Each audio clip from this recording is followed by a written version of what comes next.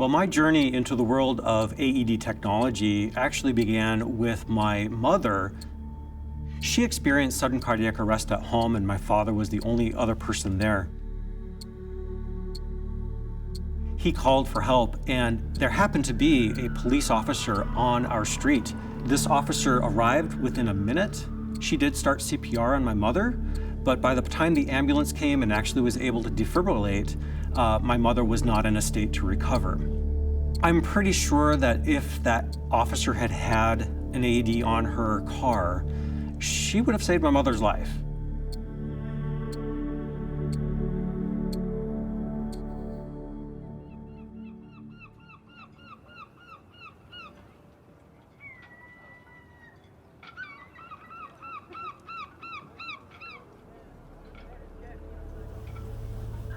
The Tulalip Tribal Police Department serves the Tulalip Reservation. It's a 22,000-acre reservation which was established in the 1855 Point Elliott Treaty. The Tulalip people have been in this area for thousands of years. My name is Chris Sutter. I'm the Chief of Police for the Tulalip Tribal Police Department. The Tulalip Reservation is considered a checkerboarded reservation with both tribal trust lands and non-tribal residents living within the boundaries of our reservation. And we provide protection and security to the tribal members and all the residents and visitors of the Tulalip Reservation. We respond to crimes in progress, but also emergencies, including medical emergencies, where we render first aid and support in conjunction with our local Tulalip Bay Fire Department. Here at the Tulalip Bay Fire Department, we operate out of this centralized station. And while this is the most populated area of the reservation, we run 911 calls and cardiac arrests all the way up to 140th, which is many miles away. And so our average response time is right about 4 to 6 minutes in this most populated area here on the reservation. But there are calls that are up on certain parts of the reservation that can take us the better part of 10, and sometimes even 15 minutes to get to.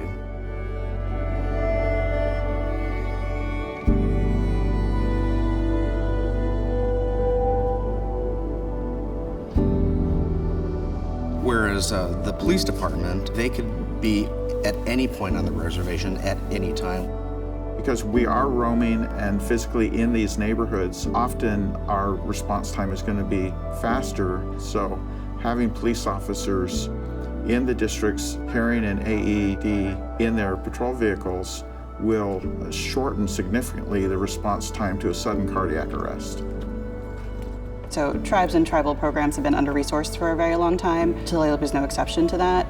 There's just a history of long-term underinvestment in tribal communities that may take generations to correct. And the Tulalip Foundation is just another way to access those other sources of funding, whether it's individual donors, whether it's corporate donors, whether it's grants that are specific to nonprofits. And then also in community projects, I would consider something like this Phillips donation, which is going for the betterment of the Tulalip community. Well, the Phillips Foundation is providing 15 of our more rugged AEDs that can be used both outdoors and indoors.